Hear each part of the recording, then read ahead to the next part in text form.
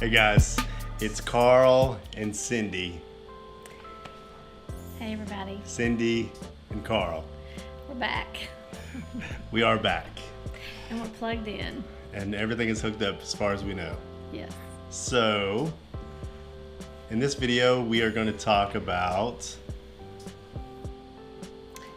Continuing our market needs. That's right, yes. And show our value to you guys so you get something out of clicking on these videos. One thing we're going to talk about is having a purpose, waking up every day with a purpose. And whether it be you're disabled and middle-aged and have no job to go to, or maybe you don't have any children in the house, you should still have some kind of purpose. You still have to have a reason to get up and get out of bed.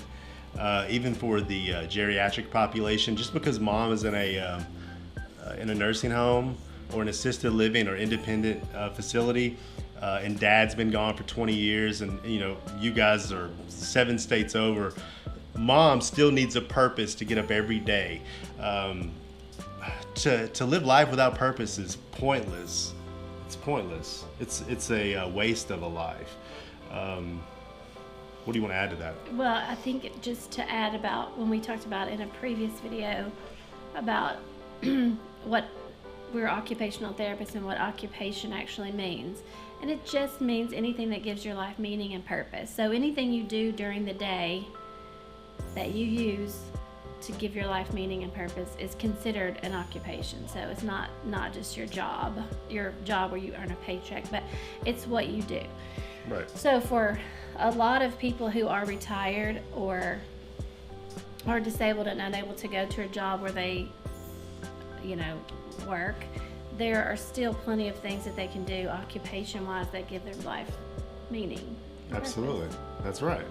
You got to have purpose. So in the nursing home that I work at now, there's a lady who she's gone through some shoulder issues and repair, and so we've had her in therapy several times for sometimes just a simple tune-up. Maybe she's had a UTI or a urinary tract infection, so we bring her in, we tune her up, and we get her back out there. This last time it was a shoulder issue. She had some shoulder surgery, so we brought her in for a little while, and we kind of strengthened that shoulder and worked on some range of motion in that shoulder. And actually she's in a lot better shape now than what she was prior to this surgery. And one thing she loves to do is, which that's the idea behind the surgery, right? But a lot of times that doesn't happen. Right. What she likes to do is she likes to watercolor and paint and draw. Around Christmas time, she'll do her own variations of Christmas cards, different variety. She gave one to the therapy room that was like Charlie Brown. It's kind of cool.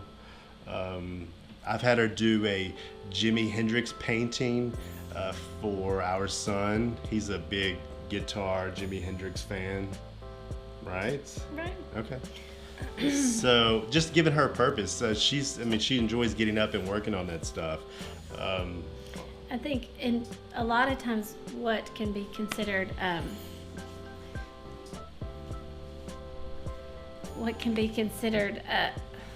a leisure activity or a hobby, so to speak, that you do throughout your lifespan. Once you're retired, it kind of becomes you kind of turn it into more your primary occupation, because it's what you've always done, that you've enjoyed doing, spending time doing. And if you're still able to do it, like painting or something that's not quite as requires a lot of exertion maybe, but something that you can continue to do, it still gives you very much meaning and purpose. Absolutely. There was another facility I worked at. It was again, it was a nursing home, and this guy, he was an older gentleman. He liked to feed the birds, so we ended up getting different bird feeders to put out of his room window and also of the therapy gym, and we would buy bags of food. So every morning he was pretty much waiting there at the door at the gym because he knew his job was to feed those birds. So he had a purpose, and he enjoyed it. He enjoyed sitting out there outside and watching the birds and sitting at the window and watching the birds. So I think that's super awesome. And Right. So I think the point of our video is to kind of put out there what it means to like have a purpose and how important it is to have a purpose, so that you don't just become elderly or more mature and then just go in a room and shut the door. Like everybody deserves something that gives them hope, like we talked about in another video, and meaning to their life, that they want to get up every day and pursue that.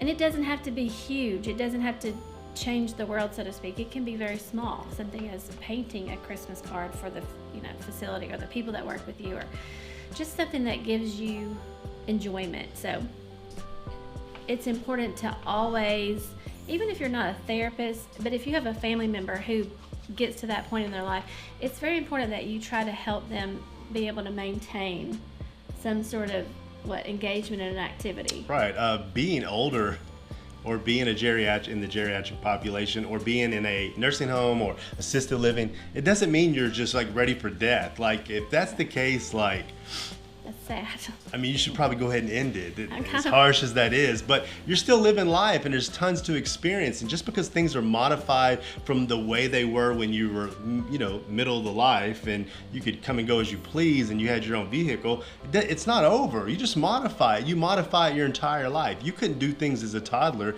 that you could do as a 30-year-old adult. You modify it. And when you become a 70, 80, 90-year-old individual and you're having a tough time getting around, you modify the situation, you modify life. And so a lot of what we'll suggest is ways to modify and still enjoy life and your leisure activities that you've done for years. And maybe you can't do them as well, but you can still do them. And so that's a lot of the things we focus on. I think that's one of the big things you learn when you are in therapy school, is how to grade an activity to make it doable for someone who can't do it to the level maybe they once did, or maybe the expected level. But to grade it, to make it, or modify it, is another term. Make it easier or harder. Right. So obviously we want to make it easier. Right, but in some cases we can make it tougher. We can be asses. But the point is that sometimes there is always a way, and it's always important to really keep that in mind and encourage that and promote that with your family members, instead of just saying, well, I guess you can't go fishing anymore. Right. You've got this whatever. You got this wheelchair and you're missing a leg and you can't breathe without oxygen. Right. Like, And that's never, they can totally go fishing. Right. It never has to be that. So that's the really good thing about our profession, I think, is we can help find a way, but also encourage people to not give up hope. Absolutely. You should never give up hope. And if you give up hope, don't waste room in a facility or in a gym. I feel like in a therapy gym is what he's right, in a therapy gym. I feel like too, like one important thing is that the reason that this is important to us and why we feel like it's a need for our market area is that we've seen too many people in nursing home rooms just doing nothing. Just wasting away, just waiting for that day. That just speeds up the process of the end of their life.